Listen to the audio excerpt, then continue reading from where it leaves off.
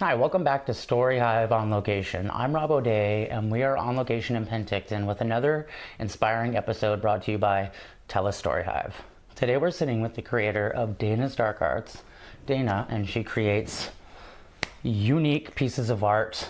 Many things. Many things. She is a very multifaceted, talented person, so... Thank you. Thank you for having me. Of course. I'm excited to hear your story. Thank you. Let's dive in right away with who you are and where you're from. I'm Dayna Craft now, just got married recently, and I'm from Oliver. So I haven't really traveled much in my life. I grew up in Oliver, went to high school there, born there, and then I moved to Penticton when I met Kynan. I've been here ever since. What made you get into art initially? What was... I mean, as a kid, you're always pushed to oh, you can draw, you can paint. And I remember my grandma, she was an artist. And so she always really encouraged me to do it. She was always really proud to see me do anything like that. And I wanted to be good at it, to kind of make her proud and make my family proud. And I felt like that was something I could get good at. And so in high school, I pursued art, always took it as an elective. And I quickly became someone who was known for my art, especially because I dressed pretty eccentric too, and I did weird makeup. I remember in high school I used to wear colored contacts, red and white contacts. Oh, cool. I used to wear giant platform boots. They're up there actually, the giant spider ones. Wore them all the time. They have little spiders in them, and so when you walk, they're like Macarenas, they shake. I love dressing fun and just expressing myself that way because I am not a super talkative social person, and I was very introverted in high school. I didn't talk much, and so I found that doing my makeup and doing my outfits kind of all funky, that was a way to express myself. And so I got into art kind of through that also, and I just loved to do it. And so I did drawing mainly in high school. And that led you into many different facets, and now you've done clothing and trinkets, and have you done painting? Yes, so I do a lot of painting, but I like to paint on non-conventional surfaces, like boots and purses, and really anything that I can make more unique. Because I feel like a canvas, you can hang in your wall, but other than just looking at it, it doesn't really serve a purpose. I wanted to make art that you could wear or use. What's been your favorite thing to work on so far? Because I know that it's always going to evolve, but has there been one specific thing that you stayed focused on for a while? I would say just painting, the stuff I've made, just painting unconventional surfaces, because I've always been into painting and drawing, and when I did makeup, a lot of the time, it is like painting in a way. You're just painting your face. And so that was something I've always stuck with, and I feel like tattooing is also kind of like painting. You're using the liquid inks, and I find it very calming. I really like expressing myself that way, and so just kind of always painting in some way or form. I think it's cool that you've done boots. That's something you see often. Yeah, and I wanted to make sure that they lasted, so I did a lot of research on the type of sealing that you would put on it. So of course they are... What do you have to put on it? So I usually use a few different types of Mod Podge. So I use the regular Mod Podge, and then I use the Mod Podge acrylic sealer. Okay. Which is a spray one. And I find that actually works pretty well. I have worn some boots before that I painted, and they hold up pretty well. Over your time eventually coming to Penticton, what are you focusing on currently? Is there something that is within Penticton that is inspiring you to create a new form of art, per se? I think as I moved to Penticton, I've been getting older, right? And so I really want to make art at least a part-time income for me, because so much in the past it was always just it was for fun. It was never for income. And when you are working full-time in today's society, you don't have a lot of free time or even energy to do the art that you want to do. And so I really wanted to find a way that I could make a career out of my art. And so I was trying a lot of different things like Etsy. Unfortunately, because of the tariffs and Canada Post always being on strike, it's kind of been a dwindling thing for me. So I was I still want to sell these things, so maybe in person more and not online as much. But what I've really discovered is the tattooing. Originally, I bought a tattoo gun because I was well, I can tattoo myself because I have tattoos and I want to get more. Mm-hmm. But I was also they're really expensive. And I was I could do that. I could learn how to do that. And so that's what it started out as. I was just intending to tattoo myself. But then I was oh, I could tattoo, you know, my husband or my friends or my family. And then people were like, yeah, I want a tattoo. And I was like, wait a minute, I could do this as a career. And then ideally what my dream is I want to have a studio of my own, and then I can sell like my hand painted boots or trinkets and things like that as well in that studio. That's the dream that I want right now and that I'm working towards. Has it been intimidating to move from canvas and paper to skin? Yes, just because it's permanent, right? And you don't want to make mistakes with people. But I think the beauty about tattooing is that you can always fix pretty much anything you do wrong. Like cover-ups are pretty common, and I haven't really messed up anything yet. Well, that's a good, like I was saying before, Ryan Scarpino, the tattoo artist that I was interviewed a couple weeks ago. He's like, yeah, we all make mistakes. It's just no one's not going to notice it because we're the ones who see it. Like, yeah, they're not going to notice. They love their piece. That's the thing too. You are your own biggest critic, and so you always see every mistake, and then you're like, oh, I hate it, and the person's like, oh, I love it. You're like, okay, good, I'm glad. What style are you mainly focusing on right now? Usually realism is kind of my thing, but with tattooing, when I'm first starting out, I don't want to jump full head into realism, so I have just been doing kind of like simple line art, simple shading, just to kind of get my foot in the door and learn the techniques and learn the basics. And then I think in the future I would like to do more realism. It's my thing though. Like when I started drawing in high school, all I did was portraits. I would do graphite portraits and that's it. Like that was my thing. And so then it was a way for me to kind of delve into makeup too, because I had studied the face so much that like I knew what worked with my face and like what worked with other people's faces. And so it was a nice transition into that.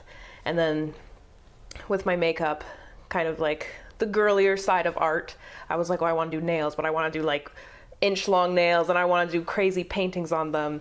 And I did get my nail tech course because I was thinking that was something that I might want to pursue. But I was more interested in the tiny little art on the nail rather than actually sculpting the nail. Mm-hmm. And a lot of people, you know, they just want the classic little designs. Little line, yeah. And I felt like it wasn't right for me and that I needed to find something else.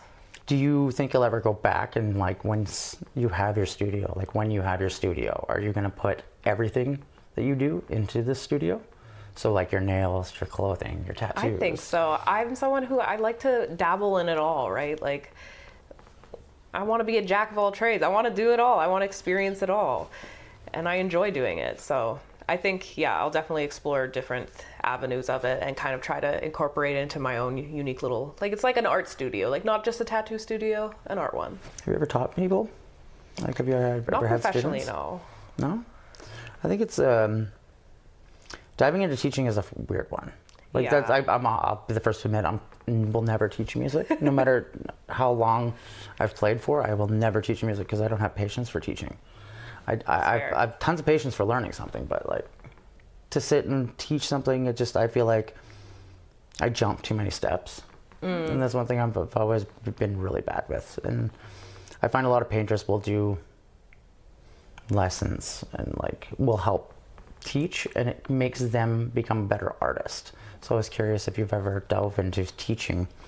No, but that could be a cool avenue. Yeah, rewire your brain and how you think about how you do your art and like explaining it to others. So one of the boots, I call them my trash boy boots. They have trash animals. So like I have a raccoon eating a pizza.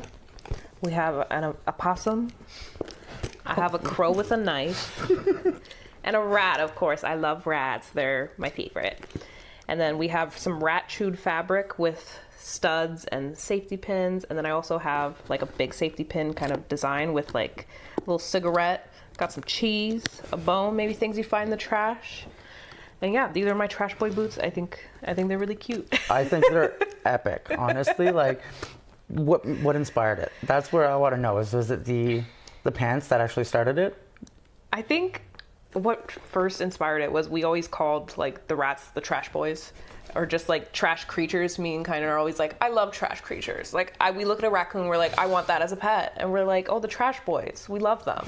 I want a crow. I want all these creatures as pets. And so I think just the fact that we like unconventional animals, I think that's what kind of started it.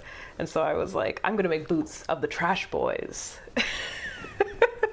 And I know for our wedding, my sisters got us silly shirts for our stag party, and they had Team Trash, and it had a little raccoon and like a rat on it and stuff, and they were fantastic. I love it because I didn't even think about it and subconsciously wore my MC Bodhi shirt, which is the trash panda. Yes, the trash panda. Yeah, and I'm just like, yeah, no, I totally get it. I'm all about trash animals. Right? I think they're beautiful. And then stuff like this, I want to do something more kind of girly. So the toe of this boot is actually cream glue that I piped. Whoa. And then I have little different charms in here. And then I hand painted like sweets and desserts. So I have like a sundae. There's a cupcake. That's so cool. I have an ice cream. And that's textured? cone. Yeah. Whoa. That's so weird. It's a cake. I love it, the concept. It's like icing. That is actually exactly. really cool. So kind of piping it like icing. Yeah. And I wanted to have like kind of keep it the same color scheme, so it's black and pink and white. And so I kept all the desserts kind of like that as well. It is so cool. Thanks. That is definitely not, I like now getting to see it close up. I understand why it's almost like it's another level of art in a different sense where Thank you. that's not, yeah, like that just because it is so one of a kind. Like you're never going to find something like that ever. And then, yeah, and you can expand into other things. Yeah, purses and wallets. So again, it's a rat in a mushroom forest. That's so cool. And it's like so detailed. Yeah, that one Like took it's a long absolutely time to paint. stunning. And then the other side, it says I took the path less traveled by. Did you say this took you a day? No. Oh, okay. A couple days. I was like, man, you did that in a day? Not that fast. That's... Few days. It's really cool to see, though. How do you get it to stay? That's where I've always been. Same thing with the Podge? shoes, yeah. Okay. I do different layers of Mod Podge and different types. I think the acrylic sealer is the kind of more intense Mod Podge, but I like to do a layer of like the regular Mod Podge too. It's just more layers the better, you know, try to protect it at all costs. How many layers do you have to do with the Mod Podge? On like, say, like something like that. That's like... I do 2 of like the regular Mod Podge, and then I do like a nice good layer of the spray. The spray? Yeah. So cool. And then I usually tape the hardware so it doesn't like get all sticky or anything like that. The smoke case is like, that's one that I was curious because, case. because like it's metal, right? Same thing. It seems to work just as well. On anything, on any surface. Pretty much. Mod Podge is a great product. So cool. That's one of my favorite ones. It's super talented. Like, what you do is extremely talented. Thank you. And I like that there's not one medium. Yeah. Like, it's not canvas. Like, you're like, oh, I can literally take anything I want and make a piece of art out of it. What's the craziest thing you've ever made that wasn't like maybe clothing? I don't know. I feel like when I first decided to do boots, that was kind of like really out of my comfort zone. I had never really painted a shoe before, not really a common thing to do, but I was like, well, what can I make like other than just clothing? Like, because there is fabric paint. I could paint clothing. That's a thing I could do. But I want to think of something more unique. I was like, what can I do? Accessories, stuff that you can wear again and again. So shoes and like the purses, the wallets, the lighter cases and things like that. I just wanted to try out anything I could and see what went well. In your time of doing paintings, did you ever do landscapes? Did you ever try and touch on the basic concepts? I never enjoyed doing landscapes. It just wasn't my thing. I feel like landscapes are very, like every plant is different, every tree is different, and trying to, because I'm someone who did realism art, I'm so used to like looking at a picture and trying to get it exactly on paper, which is landscape painting. You kind of have to like let your brush do the talking. You feel the mountains, you feel the trees. And I was like, I ain't feeling these trees. It's like, I'm out of here. Yeah, fair enough. I was like, I'm painting rats and trash boys, you know? I'm not. Have you ever done abstract? Not really, no. So you've always just had this, I don't know, like portraits was your thing. Yeah. Because portraits is like, I feel like that's intimidating as hell. Like stepping in and being like, all right, I'm gonna do portraits versus like, I'm gonna do landscapes. Portraits are like so in depth. Yeah. I think as a kid, I looked at that and was like, that's the hardest. I want to do that. I think that's why I want to reach the top. Do you think you'll get to portraits with tattooing? Is I that think like a so. goal that you want? I think down the road, yeah. Not right now, but yeah, definitely for. Is there a different technique base when you're doing cover-ups than doing a regular tattoo? You got to really think about the design because you want to try to cover as much of the old design with the new design and not try to depend, because you can go over with like skin colored ink, but it will never look as good as if there was no ink there in the first place. Okay. And so you really got to plan the design out, and I think the technique is slightly different in the way you apply the ink. And I think it's mainly about the idea behind it. So you really have to be creative with the design itself. Yeah, there was one thing Ryan was saying. He's done a couple of cover-ups. He's mainly like a black and white, or like a grayscale artist, but he was saying that he's done a couple cover-ups, and it's a totally different skill set because like you said, you have to come up with this design, and sometimes they bring you a design that they want to be the cover-up to be, and it just does not work. No. And it will not work, and trying to like convince them in the nice way of like, in my professional opinion, this would be better. It's like, that's where it becomes like, with tattoos, it's very, artwork you can kind of like, well, you don't like it, you don't like it. Tattoos, that's the permanency, right? Like it's, exactly. You're stuck with it. And you want to make sure that you're making sure the tattoo will last. So a lot of people nowadays, they want like the ultra teeny detailed ones, but a lot of the times those don't last. Yeah. And so lines, you gotta tell people like, you gotta go bigger, or like we can't do a design that's small, or you have to really make sure they understand that it'll look good now, but in like 5 years time, it's not gonna look like that. I love that people are wanting to get more tattoos because it just shows how much people really truly love art, that they want it on their skin permanently. And it's become so acceptable now. Like I've done 2 tattoos on coworkers, and they're both above 60. Like they're older ladies. They're like, yeah, I want a tattoo. And I'm like, okay, come on down. And it's like, it's not like, the big buff biker dudes who are only getting tattoos now. It's like your mom, your grandma. And I love that. Yeah. No, that is very true. And that is one thing that I love. Like we were watching a show the other day, and there was this like, I want to say she was like 70 something, covered in tattoos. And I'm like, that's cool, lady. Like that's what I want to be when I'm older. Right? I don't really care if I'm like covered in tattoos, weird hair, piercings, and like 70 is like whatever. I enjoyed my life. Do you ever find that the pain that you've dealt with, or like the anxiety, emotional like turmoil that you've dealt with as a person in general, has led to this really unique, diverse style that you've created, and it's slightly on the darker like realm because of that? I would say so. I struggled a lot with mental health when I was younger, and like I feel like I've really overcome a lot in my life and gotten to where I am, and I think art really helped me get through that. It was a way for me to express myself and kind of release these emotions and get them out there, and so that they're not just pent up in here.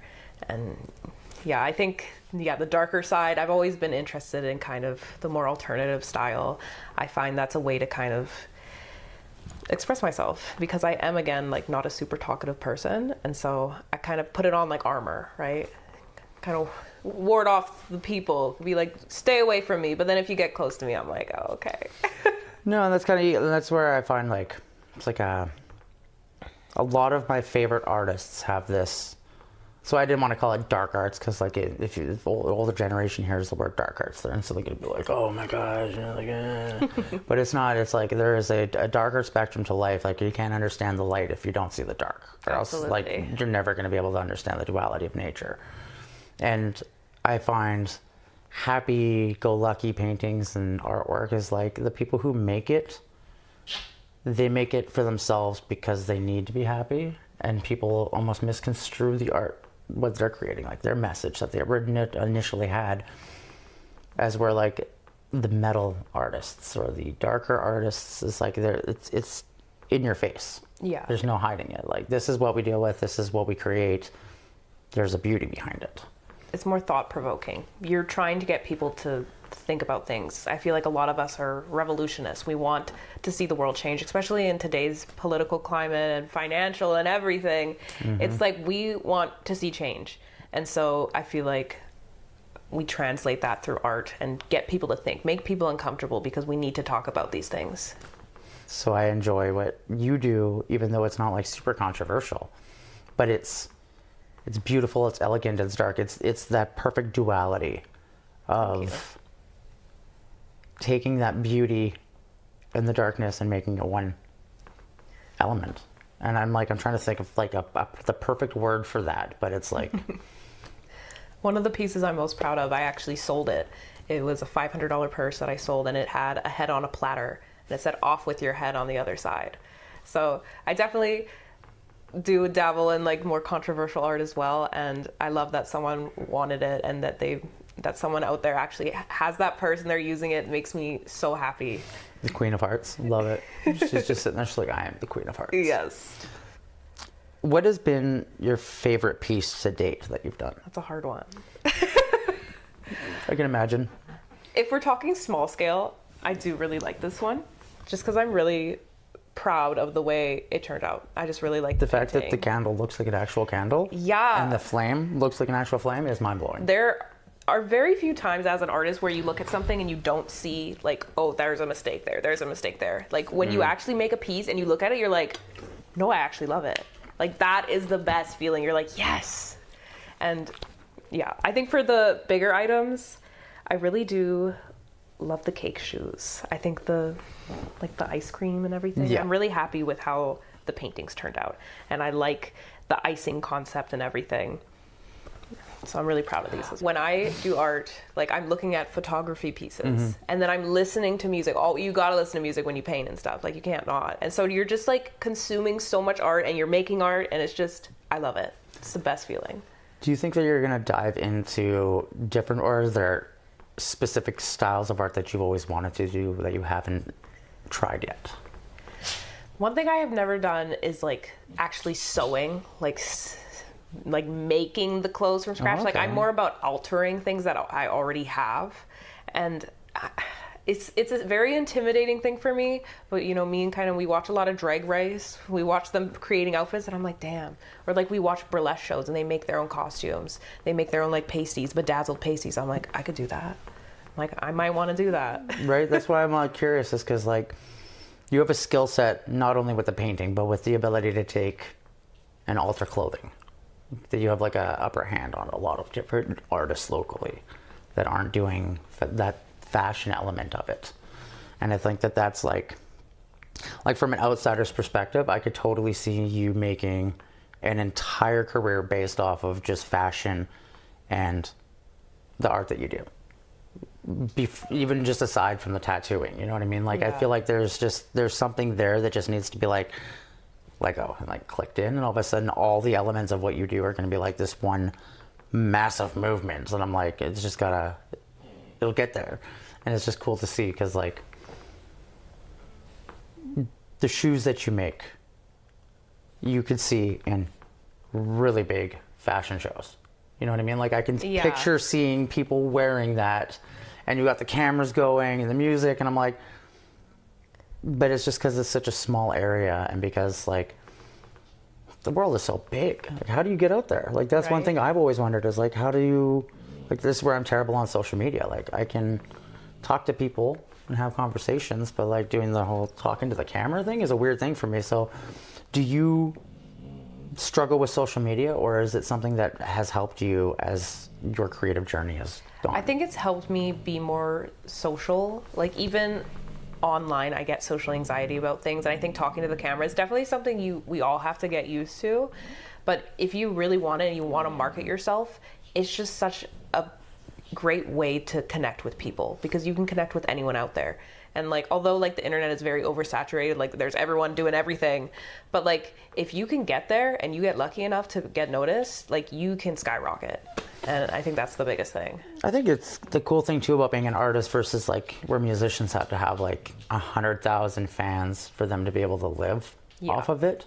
An artist can realistically survive off of a handful of clients if they're dedicated clients, Yeah. especially doing what you're doing, where it's like a higher scale of I don't want to say value, but of like monetary value. Like what you're doing is the price factor is is set to a certain point because of how much work goes into it.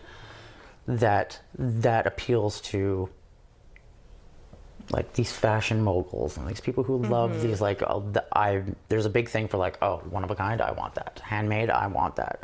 So it's like a perfect time to be doing what you do, I think, is why I'm excited that we got to sit down, because I've asked Kynan last season as well. And like, I think he needed to sit down and have the conversation with me, because it is kind of a weird concept, right? Like, oh, a creative wants to sit and talk to me about my art.